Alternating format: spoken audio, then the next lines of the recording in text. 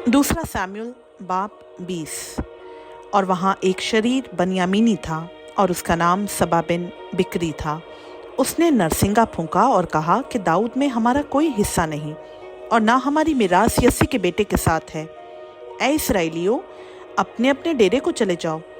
सो सब इसराइली दाऊद की पैरवी छोड़कर सबा बिन बिक्री के पीछे हो लिए, लेकिन यहूदा के लोग यरदन से यरूशलेम तक अपने बादशाह के साथ ही साथ रहे। और दाऊद यरूशलेम में अपने महल में आया और बादशाह ने अपनी उन 10 हरमों को, जिनको वो अपने घर की निगहबानी के लिए छोड़ गया था, लेकर उनको नजरबंद कर दिया और उनकी परवरिश करता रहा, पर उनके पास ना गया। सो उन्होंने अपने मरने के दिन तक नजरबंद रहकर रंडापे की हालत में जिंदगी काटी। और बादशाह ने अमासा को हुक्म किया कि 3 दिन के अंदर बनी यहूदा को मेरे पास जमा कर और तू भी यहाँ हाजिर हो। सो अमासा बनी यहूदा को फराहम करने गया, पर वो मुयना वक्त से जो उसने उसके लिए मुकर्रर किया था ज़्यादा ठहरा। तब दाऊद ने अबीशे से कहा कि सबा बिन बिक्री तो हमको अबीसलूम से ज़्यादा नुकसान पहुंचाएगा, सो तू अपने मालिक के खादिमों को लेकर उसका पीछा कर, ता ना हो कि वो फसीलदार शहरों को लेकर हमारी नज़र से बच निकले।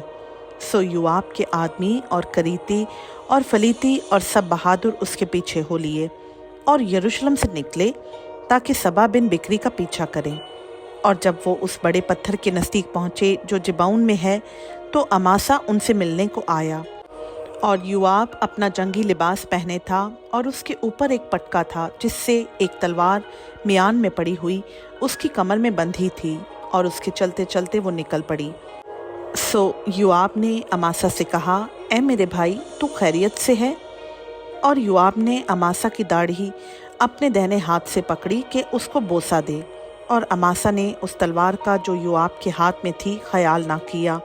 सो उसने उससे उसके पेट में ऐसा मारा कि उसकी अंतड़ियाँ ज़मीन पर निकल पड़ी, और उसने दूसरा वार ना किया, सो वो मर गया। फिर युआब और उसका भाई अबीशे सबा बिन बिक्री का पीछा करने चले, और युआब के जवानों में से एक शख्स उसके पास खड़ा हो गया और कहने लगा कि जो कोई युआब से राज़ी है और जो कोई दाऊद की तरफ से है, सो युआब के पीछे हो ले। और अमासा सड़क के बीच अपने खून में लौट रहा था, और जब उस शख्स ने देखा कि सब लोग खड़े हो गए हैं, तो वो अमासा को सड़क पर से मैदान में उठा ले गया। और जब ये देखा कि जो कोई उसके पास आता है खड़ा हो जाता है, तो उस पर एक कपड़ा डाल दिया। और जब वो सड़क पर से हटा लिया गया, तो सब लोग युआब के पीछे सबा बिन बिक्री का पीछा करने चले। और वो इसराइल के सब कबीलों में से होता हुआ इबील और बैत माका और सब बेरियों तक पहुंचा, और वो भी जमा होकर उसके पीछे चले। और उन्होंने आकर उसे बैत माका के इबील में घेर लिया और शहर के सामने ऐसा दमदमा बांधा कि वो फसील के बराबर रहा। और सब लोगों ने जो युआब के साथ थे दीवार को तोड़ना शुरू किया ताकि उसे गिरा दें। तब एक दानिशमंद औरत शहर में से पुकार कर कहने लगी कि ज़रा युआब से कह दो कि यहाँ आए ताकि मैं उससे कुछ कहूँ। सो वो उसके नज़दीक आया। उस औरत ने उससे कहा, क्या तू युआब है? उसने कहा, हाँ। तब वो उससे कहने लगी, अपनी लौंडी की बातें सुन। उसने कहा, मैं सुनता हूँ। तब वो कहने लगी कि कदीम ज़माना में यूँ कहा करते थे कि वो ज़रूर एबील में सलाह पूछेंगे, और इस तरह वो बात को ख़त्म करते थे। और मैं इसराइल में उन लोगों में से हूँ जो सुलह पसंद और दयानतदार हैं। तू चाहता है कि एक शहर और माँ को इसराइलियों के दरमियान हलाक करे, सो तू क्यों खुदावंद की मिरास को निकलना चाहता है? युआब ने जवाब दिया, मुझसे हरगिज़ ऐसा ना हो कि मैं निकल जाऊँ या हलाक करूँ। बात ये नहीं है, बल्कि इफ्राइम के कोहिस्तानी मुल्क के एक शख्स ने, जिसका नाम सबा बिन बिक्री है, बादशाह यानी दाऊद के खिलाफ हाथ उठाया है। सो फक्त उसी को मेरे हवाला कर दे तो मैं शहर से चला जाऊंगा। उस औरत ने युआब से कहा, देख, उसका सर दीवार पर से तेरे पास फेंक दिया जाएगा। तब वो औरत अपनी दानाई से सब लोगों के पास गई।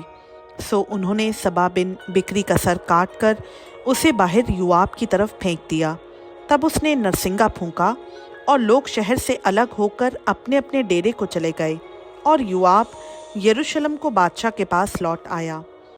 और योआब इसराइल के सारे लश्कर का सरदार था, और बिनाया बिन यहूयदा क्रीतियों और फिलितियों का सरदार था, और अदुराम खिराज का दरोगा था, और अखिलूत का बेटा यहूसफत मोरिख था, और सिवा मुंशी था, और सदूक और अबियातिर काहिन थे, और ईरा यायरी भी दाऊद का एक काहिन था। खुदावंद का पाक कलाम का पढ़ा, सुना, समझा और कबूल किया जाना हम सबों के लिए बाइस बरकत हो। आमीन।